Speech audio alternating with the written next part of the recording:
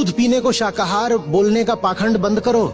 तुम दूध पीते हो, चलो पियो, पर अपने आप को शाकाहारी बोलना बंद करो, वरना बता दो कि कौन से पेड़ पर दूध लगता है। पहला काम तो ये होना चाहिए कि भाषा से, डिक्शनरी, शब्दकोश से शाकाहारी का अर्थ होना चाहिए वो जो किसी भी पशु उत्पाद का प्रयोग नहीं करता। दूध पीने वाले को, लस्सी और चाय पीने वाले को शाकाहारी बोलना झूठ है, धोखा, पाखंड है। आप चाय पीते हो दूध वाली, आप शाकाहारी नहीं हो। आप मानते क्यों नहीं हो? और मिल्क इंडस्ट्री और मीट इंडस्ट्री बिल्कुल कदम से कदम मिलाकर चलते हैं। आपको दिखाई क्यों नहीं देता?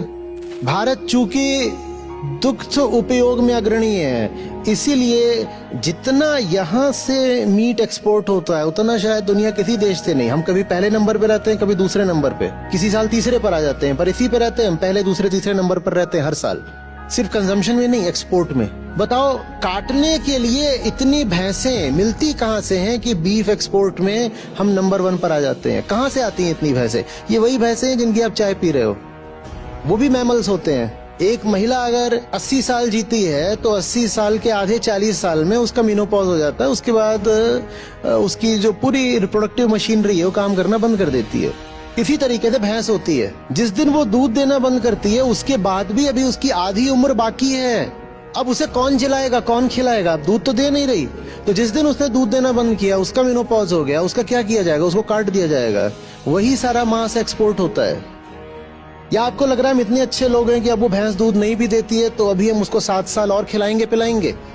हम इतने अच्छे लोग हैं? और काफी खिलाना पिलाना पड़ता है, वो 400-500 किलो का पशु होता है।